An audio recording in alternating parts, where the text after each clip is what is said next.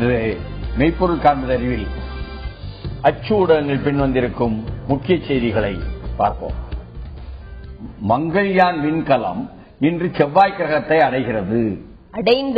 அடைகிறதுன்னு நம்ம அச்சு ஊடகத்துல சரி பிரதமர் மோடி நேர்வி பார்வையிடுகிறார். ஆனா பார்வை இட்டுட்டாரு. பெங்களூர் வந்து மங்கள்யானுக்கு சல்யூட் அப்படின்னு சொல்லி இந்த பத்திரிகை எடுத்து போட்டிருக்கு. அது அடைகிறதா இருந்தாலும் அடைந்தாலும் ரெண்டுமே அது சல்யூட் தான். மங்கள்யானுக்கு சல்யூட். அது மட்டுமல்ல, அதுல அவங்க போடும் பொழுது ஐயா சோவியத் யூனியன் 1960 அக்டோபர் 10 முயற்சி பண்ணிச்சு என்ன, ஆனா முயற்சி பண்ணி 5 முறை முயற்சி பண்ணி தோத்து போயிட்டாங்க. ஆமா, அதே மாதிரி 1964 அமெரிக்கா முயற்சி பண்ணி முதல் முறை தோற்று போய் 2வது முறை தான் வெற்றி பெற்றார்கள். இப்படியெல்லாம் தோற்று போகாமல் முதல் முறையாக செவ்வாய் கிரகத்திற்குள் நுழைவதற்கு முயற்சி எடுத்த இந்தியா வெற்றி அடைந்தது என்பதுதான் இன்று காலையினுடைய வெற்றி. அதேதான் 4வது நாடு அப்படிங்கறத ஏற்கனவே செய்திகள்ல சொல்லிட்டாங்க. ஆனா இதுல என்ன அப்படின்னா, ஆசியாவிலே செயற்கைக்கோள் அனுப்பிய ஒரே நாடு இந்தியா தான். அதே மாதிரி அடுத்த செயற்கைக்கோளை இந்தியா அனுப்புவதற்கான முயற்சியை ஈடுபட போகிறது 2018 என்ற ஒரு தகவலும் வந்திருக்கு. இன்று மதியம், அதாவது புதன்கிழமை மதியமே முதல் புகைப்படத்தை செயற்கைக்கோள் அனுப்பிவிடும் அப்படின்னு சொல்றாங்க. Ex-Chief Kasturi Rangan wants ISRO to dream big, build on MOM success, next step the wide universe என்பதாக UR ராவ் சொல்றாரா, land man on Mars என்று. ஆனா மங்கள்யான் has people's blessings என்று சொல்லி அதை இன்றைக்கு ராதாகிருஷ்ணன் வெற்றிகரமாக செயல்படுத்துவதற்கு முதன்மையாக நிற்கிறாரு. அவர் சொல்றாரு, ஐயா என் மேல அப்படிலாம் ஒன்னும் நிர்பந்தம் எல்லாம் இல்ல, பாருங்க செவ்வாய்க்கிழமை நைட்டு நாள் அதிகாலையில 3 மணிக்கு எந்திரிச்சு நாங்க இதற்கான வேலைகளை செஞ்சுக்கிட்டு இருக்கிறோம் என்பதா சொல்லி நான் ரொம்ப ரிலாக்ஸா தான் இருக்கிறேன். பகவத்கீதையை மேற்கோள் காட்டி உன் கடமையை செய், பலனை எதிர்பார்க்காதே என்று ராதாகிருஷ்ணன் சொன்னதை நேற்றே நாம் சுட்டி காட்டினோமே. இதற்கு முன்னால் இருந்த மாதவன் நாயர் பெங்களூரில் போய் உட்கார்ந்து கொண்டு பலனை எதிர்பார்த்தாரு. பலனாக தேவாஸ் என்ற கம்பெனி நடத்தினாரு, அதன் மூலம் எடுத்ததன் மூலம் சிஏஜி 2 லட்சம் கோடி இந்தியாவுக்கு நட்டம் சொல்லிச்ச. அப்படி இல்ல, 2,80,000 கோடி இந்தியாவுக்கு நஷ்டம்னு சொல்லி. அதனால இது வெற்றிகரமான சரியான ஒரு முயற்சிங்கிறதுனாலதான் today is India's big day in space. Narendra Modi வந்து இப்ப பேசியதெல்லாம் எல்லாரும் கேட்டிருப்பாங்க. அதுல தென்னிந்தியாவுக்கு வந்திருக்கோமே நினைக்கும் பொழுது வாக்குகளை அள்ளியும் அரசியல்வாதி இல்லையா, அவரு அப்படியே தன்னுடைய அந்த 25 நிமிட உரையில முதல்ல ஒரு 3 நிமிடம் அப்படி ஆங்கிலத்துக்கு வர்றாரு. அப்படி ஓடுற ஆங்கிலத்தை ஆங்கிலத்துக்கும் இந்திக்கும் மாறி மாறி பேசுறாரு இல்லீங்க. அதுக்கப்புறம் 20 நிமிடம் இந்தியில தான் பேசினார் தொடர்ந்து. ஆமா, விளங்கல நமக்கு. அதற்கு பிறகு தமிழ் மக்களுக்கு புரியாது. அதற்கு பிறகு கடைசி 10 நிமிடத்துல ஒரு 8 நிமிடம் தான் ஆங்கிலத்துக்கும் இந்திக்கு வந்தார். இந்தி அவர் ஃப்ளூவெண்டா பேசுறாரு, தானே தரதரன்னு சரளமா ஆங்கிலத்துல எடுத்து போய்கிட்டே இருக்கிற, அப்படி விட்டு விட்டு படிக்கிறார். நம்மை அடிமைப்படுத்தியவர்களுடைய மொழி, அதை நம்ம அப்படி பேசணுங்கிற அவசியம் கிடையாது. எப்படியோ தென்னிந்தியாவுக்கு வந்திருக்கிறோம், இங்கு இந்தி புரியாது, அதனால் ஆங்கிலத்தில் பேசினால்தான் மக்களுக்கு எட்டும், வாக்குகள் நாளை வாங்குவதற்கு தயாரிப்பா நமக்கு தெரியாது. மக்களுக்கு எட்டும், நாளை வாக்குகள் கிட்டும்னு பேசினாருங்கிறீங்களா? ஆனால் இந்தியா முழுக்க மிக பெரும்பான்மையான அடிப்படை சனத்துக்கு அந்த இந்தி புரியாது, சொல்லிக்கிறோம் நம்ம. ஆனாலும் கூட அங்க போய் என்னையா பேசுவாரு. 5 நாள் சுற்றுப்பயணத்தில் 50 நிகழ்ச்சிகளில் பங்கேற்கிறார் மோடி. நாளை அமெரிக்கா பயணம். ஒபாமாவை 29ஆம் தேதி சந்திக்கிறார். அமெரிக்க சுற்றுப்பயணம் 50 நிகழ்ச்சிகளில் மோடி பங்கேற்பு. இம்மாதம் 26ஆம் தேதி செல்கிறார். 3 bilateral talks lined up for Modi என்பதாக தனியா 3 பேர்த்த பேசுறாராம. யாரு முக்கியமான பேரு? சுத்தி இருக்கிறவங்க தான். நம்ம பங்களாதேஷ் பிரைம் மினிஸ்டர் ஷேக் ஹசீனா இருக்காங்க இல்லையா, அவங்களே ஏற்கனவே இவர் வந்து நான் பதவியேற்பு விழாவிற்கு வாங்கல் அப்படின்னு அழைக்கும் போது அவங்களால வர முடியாம போயிருச்சு. அதனால அவங்களோட பேசுறாங்க. ஏற்கனவே பேசுன நம்ம இலங்கை அதிபர் ராஜபக்சேவோடையும் பேசுறாரு. அதே போல நேபாள் பிரைம் மினிஸ்டர் சுஷில் கொய்ராலாவோடையும் பேசுறாரு. ஆனா packed agenda for Modi in US. Prime Minister will leave for the United States on Friday with plans to pack in 50 engagements in 5 days என்று வளர்ச்சிக்கான டூர். அமெரிக்காவிற்கு பிரதமர் மோடி நாளை சுற்றுப்பயணம். 100 மணி நேரத்தில் 50க்கும் மேற்பட்ட முக்கிய நிகழ்ச்சிகள். அமெரிக்காவுல மோடி ரொம்ப பிஸி. ஓஹோ, 100 மணி நேரத்துல 50 நிகழ்ச்சி பேச போறாருன்னா அதை எப்படி போடுறாங்க? New opportunities for Indo US trade, Modi's visit to US is the perfect occasion for building a mutually beneficial relationship. அங்க உள்ள கார்ப்பரேட்டுகளுடன் இங்க உள்ள கார்ப்பரேட்டுகளுக்காக பேசுறாரான்னு நம்ம கேட்டா நம்ம கேட்கிற மாதிரியே சொல்லியிருக்காக பாருங்க. அனைத்தும் கார்ப்பரேட் மயம். இடம் சரியாடு. சரி. அமெரிக்க பயணத்தில் இந்தியாவை அடகு வைக்க மோடி திட்டம் இவிய மோடி உருவாக்கத்தில் முதலாளிகளின் இந்தியா, இணையதள பிராட்பேண்ட் சந்தைக்கு குறி, உணவு வர்க்கத்தை கைப்பற்றும் கார்ப்பரேட், இப்படியாக முதல் செய்தியே இப்படி போட்ட என்று சொல்லும் பொழுது மோடி அமெரிக்காவில் போய் என்னென்ன செய்கிறார் என்பதை கவர் பண்றதுக்கு 85 ஊடக நிருபர்களை அழைத்துக் கொண்டு செல்கிறார். அது மட்டுமல்ல, மோடி வருகைக்கு எதிர்ப்பு இந்திய அமெரிக்க அமைப்புகள் போராட்டம்.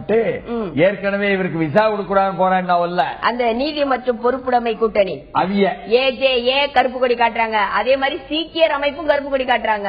அவங்க எல்லாரும் இறங்கிட்டாவா. இது அந்த பக்கம்னா. ஆனா இந்த ஐநா கூட்டம் 23ஆம் தேதியே ஆரம்பித்தது. அங்க 23ஆம் தேதி பிரம்மாண்டமான கிளைமேட் சேஞ்சை பற்றியான கூட்டம். அதுக்கு மோடி அவர்கள் போகல. 24ஆம் தேதியில இருந்து தொடர்ந்து பல்வேறு நாட்டு தலைவர்கள் பேசிட்டே இருக்காங்க. ஏன்னா இந்த கூட்டத்துல எப்பவுமே அவங்க ஜெனரல் பாடி மீட்டிங்ல எல்லா நாட்டு தலைவர்களும் ஐநா உறுப்பினர் நாட்டு தலைவர்கள் எல்லாம் பேசுவாங்க. அப்ப பெரிய பெரிய நாட்டு தலைவர்கள் எல்லாம் முதல்ல பேசி அவங்க பேசி முடிஞ்சோடனே கிளம்பிட்டே இருப்பாங்க. மோடி போறதுக்குள்ள பெரிய பெரிய நாட்டு தலைவர்கள் எல்லாம் பேசி முடிச்சுட்டு கிளம்பிடுவாங்க. இந்த கிளைமேட் சேஞ்ச் கூட்டத்துக்கு யாரு போகல அப்படின்னா சைனால இருந்தும் ஆளு போல, இந்தியாவில இருந்தும் மோடி அவர்கள் போல. இதுல சைனா யாருன்னா த ஹையஸ்ட் பொல்யூட்டர் உலகத்திலேயே அதிகமாக அப்புறம் உள்ள பெரிய ஐநாவினுடைய மாநாடு. ஆமா, கிளைமேட் சேஞ்ச் மாநாடு. அடுத்து அந்த அக்ரிமெண்ட் அது 2015 தான் நடக்குதுன்னு வைங்க. ஆனா அதற்கு முன்னாடியான முஸ்தீப்பான ஒரு இந்த மாநாடு உலகத்திலே ஹையஸ்ட் பொல்யூட்டர் என்று அழைக்கப்படுகின்ற சைனாவுடைய பிரதிநிதி அங்க இல்ல. அதாவது சைனா அதிபர் அங்க போகல. அதே மாதிரி 3வது பொல்யூட்டர் என்று அழைக்கப்படுகின்ற இந்திய அதிபரும் அங்க போகல. அப்ப கண்டுக்கல. உலகம் பொல்யூட் ஆனா போயிட்டு போகுது, மாசு வந்தா போயிட்டு போகுது, கார்பரேட் நலன் போதும் என்று நினைக்காங்களான்னு நமக்கு தெரியாது. ஆனால் இந்தியா நல்லா இருக்கணும்னா, இந்தியாவினுடைய விளையாட்டுத்துறை நல்லா இருக்கணும்னா அதற்கு தலைமையேற்றி ஒரு தமிழன் இருந்தாரே, அவருடைய பிறந்த நாள் இன்று என்பதை நாம ஞாபகப்படுத்த வேண்டியிருக்கு. அது சிவத்தியாதித்தனை அவருடைய பிறந்த நாளாக இன்று நாம் நினைவுபடுத்துகிறோம் என்று சொன்னால், தென் மாவட்டங்கள் எல்லாம் ஒரு காலத்துல சின்னையான்னு பேர்ல உள்ளபடியே கிராமங்கள் எல்லாம் பார்த்தீங்கன்னா அவருடைய பேர்ல மன்றங்கள் இருக்குங்க. திருநெல்வேலி, தூத்துக்குடி, அதே போல கன்னியாகுமரி, அதே போல அதை ஒட்டி உள்ள திருநெல்வேலியை ஒட்டி உள்ள இந்த ராஜபாளையம் பகுதியில் இருக்கக்கூடிய விருதுநகர் மாவட்டம், குறிப்பாக விளையாட்டுக்கு முக்கியத்துவம் கொடுத்து இந்த மன்றங்கள், விருதுநகர் மாவட்டத்தினுடைய விருதுநகர் பகுதிகள், இதில் எல்லாம் மன்றம் வைத்து இளைஞர்கள், அதாவது எளிய உழைக்கும் மக்களுடைய கிராமங்களில் இருந்து எழுந்து வந்தவர்கள் இந்த அளவுக்கு இந்தியாவினுடைய, அதாவது துப்பாக்கி சூடு பயிற்சியிலையும் தலைவர், ஒலிம்பிக்கும் இந்தியாவுக்கு தலைவர், அதே போல இங்க கபடி, ஃபுட்பால், வாலிபால் அதுலயும் இப்படியாக ஒவ்வொன்றிலையும் ஒரு நிறுவனத்தை நடத்தும் வணிகராக வெற்றிகரமாக நடத்தி கொண்டிருப்பவர், ஒரு ஊடக துறையிலும் பிரபலமாக இருக்கக்கூடியவர், இப்படி விளையாட்டுல சாதிச்சவர் நமக்கு தேடி தேடி பார்த்தாலும் கிடைக்கல. அதனாலதாங்க எல்லா பக்கமும் சின்னையாவிற்கு போஸ்டர் அடிச்சு ஒட்டி இருக்கிறாங்க. ஆனால் நமக்கு நினைவுக்கு வருவதெல்லாம் ஜார்ஜ் பெர்னாண்டஸுக்கு நெருக்கமாக இருந்த ஜவஹர்லால் நேரு பல்கலைக்கழகத்தினுடைய முன்னாள் மாணவர் தலைவராக இருந்த, நெருக்கடி நிலையை எதிர்த்து போராட்டத்தில் தலைமறைவான திக்விஜய் சிங் சென்னையில நம்மகிட்ட சொன்னதான் ஞாபகம் வருது. நான் உடனடியாக போய் பார்க்க போறேன் சிவந்தியார. என்ன விஷயங்கன்னா, ஷூட்டிங்குக்கான அகில இந்திய அமைப்புல அவர் தானே தலைவர், நானும் கூட இருக்கேன். ஓஹோ, இப்படி விஷயமானு அந்த காலத்திலே புரிஞ்சுச்சுன்னு என்றால் இந்த காலத்திலையும் புரியாது, இனிமேலாவது புரியுமான்னு அது ஒரு குழப்பமா தான். மகாராஷ்டிராவில் மராட்டிய சட்டசபை தேர்தல் சிவசேனா பாரதிய ஜனதா கூட்டணி உறுதியானதுன்னு போட்டிருக்காங்க. சேனா பிஜேபி அலையன்ஸ் சர்வைவ்ஸ், இன்னமும் இருக்கு உயிரோட என்று சொன்னால், அலையன்ஸ் உயிரோட இருக்கு, கூட்டணியில் பிரச்சனை இல்லை அப்படின்னு 2 பேரும் அறிவிச்சிட்டாங்க. சொன்னாலும் ஆனாலும் அந்த பங்கீட்டுல இன்னும் சிக்கல் தான். அண்ணா சாலை தமிழேடு 126 முடிந்ததுன்னு போட்டிருக்காங்க. ஆமா, தமிழேடு எடுத்து போட்டாங்க 126 முடிந்ததுன்னு. 130 இடங்கள் கேட்ட பாஜகவுக்கு ஒதுக்கீடுன்னு போட்டிருக்காங்க. ஆனால் உள்ளபடியே பாஜகவுக்கு 130 தொகுதிகளை ஒதுக்க சிவசேனா சம்மதம். கூட்டணி குழப்பம் முடிவுக்கு வந்தது. இல்லை, முடிவுக்கு வரவில்லை. ஏன் கேட்டா அவிய 151 நிப்பாகலாம். அவங்க 151 இருந்து இறங்கவே மாட்டாங்களா? இவங்களுக்கு 130 தரேன்னு சொல்லிட்டு என்ன சொல்லிருக்காங்க, அந்த 131 இந்த கூட்டணி கட்சி இருக்குல்ல, 7 தானே இருக்கு, 4 கூட்டணிக்கு சின்ன சின்ன கூட்டணி கட்சி இருக்குல்ல, அவங்களுக்கு கொஞ்சம் பிரிச்சு கொடுங்க, உங்கள ஒரு 4 கொடுங்கன்னு கேட்டிருக்காங்க. 4 கூட்டணி கட்சியும் 7 தான் ஒத்துக்கலன்னு சொல்லிட்டாங்க. கூட்டணி கட்சிகள் ஒத்துக்கிடாம நாங்க ஒத்துக்கிட மாட்டோம்னு பாஜக சொல்லுதான். நேற்று நள்ளிரவுல என்ன ஆங்கில காட்சியோட என்ன போடுறாங்க, 135 கொடுன்னு பாஜக கேட்கன்னு மறுபடியும் போடுறாங்க. ஏன்னா கூட்டணிக்கு பிரிச்சு கொடுக்கணும் அப்படிங்கிறாங்க. ஆனா இங்க தேசியவாத காங்கிரஸ் 144 கேக்குதான், காங்கிரஸ் அத போயான்னு சொல்லுதான். என்ன Chavan's come back may be marred by rebellion in Congress. என்ன I am the natural climate in the Karad south seat. If I don't get the ticket I will rebel and contest as an இண்டிபெண்டன்ட்னு விலாஸ் பட்டேல் உத்தல்கார் வந்து காங்கிரஸ் எம்எல்ஏ சொன்னாராம். இப்படியாக Congress list of names for Maharashtra polls likely today அப்படின்னு சொல்லி அசோக் சவான் சொல்லிட்டாரு. அப்ப ஏற்கனவே நான் லிஸ்ட் ரெடி பண்ணிட்டோம் அப்படின்னா, நீ கூட்டணியே இன்னும் பேசி முடிக்கல, எந்த தொகுதி யாருக்கு அப்படின்னு பேசி முடிக்காமலே இவங்க லிஸ்ட் வெளியிட போறாங்க. தேசியவாதம் கூட போமாட்டேன்னு காங்கிரஸ் சொல்லும் அளவுக்கு அங்கேயும் வில்லங்கமா, வில்லங்கத்திலேயே நிக்கிறியா, இன்னும் 3 நாள் தான் இருக்கு கடைசியாக விண்ணப்பம் வேட்புமனு போடவே என்ன வரக்கூடிய சட்டமன்ற தேர்தலுக்கு என்று சொன்னால், அது இருக்கட்டுங்க, நம்ம ஊர் தமிழ்நாட்டுக்கு வாங்க என்று சொல்லி தமிழகத்துல சீக்கிரத்துல பே மோர் ஃபார் பவர்.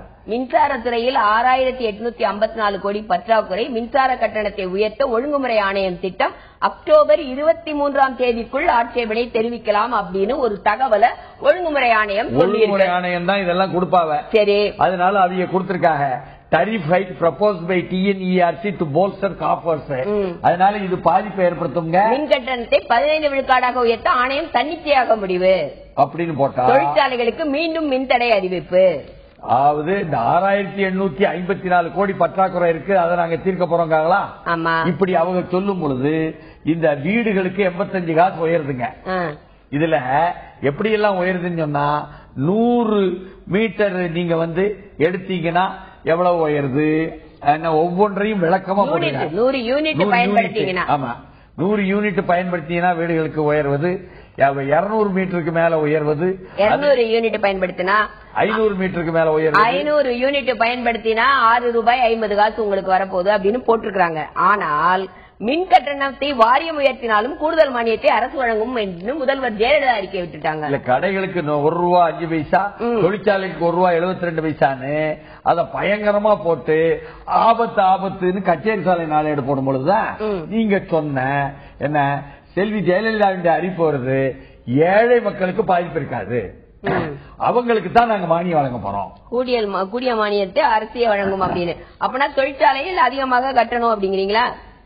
மின் கட்டணத்தை 15 விழுக்காடு உயர்த்த ஆணையம் தன்னிச்சையா முடியல, இது ஏற்புடையதல்லன்னு பலர் சொன்னாலும் இதற்கு உயர்வுக்கு மானியம் கொடுக்கக்கூடிய முதல்வருடைய அறிவிப்பு தான் இன்றைக்கு முதன்மை அறிவிப்பு என்று சொல்லும் பொழுது உள்ளபடியே இதே போலத்தான் மக்கள் நல பணியாளர் விஷயத்தில் உச்சநீதிமன்றம் கொடுத்திருக்கிற அதிரடி என்ன தடை என்ற செய்தியும், அதே போல என்கவுண்டர் விஷயத்தில் நீங்கள் அதை கட்டுப்படுத்துவதற்கு நெறிமுறைகள் 11 என்று தமிழ் ஏடு, 16 என்ற ஆங்கில ஏடு போட்டிருக்கும் செய்திகளும், இன்றிலிருந்து உருவாகக்கூடிய நவராத்திரி என்பது துர்கா பூஜை யாருக்காக, பெண்களுக்கு உரிமைக்காகவா, பெண்கள் மீது பாதிப்பை ஏற்படுத்தும் நேரத்தில் துர்கா பூஜையா நவராத்திரியா என்பதும் நாளைய மெய்ப்பொருள் காண்பதில் சந்திப்போம். நன்றி.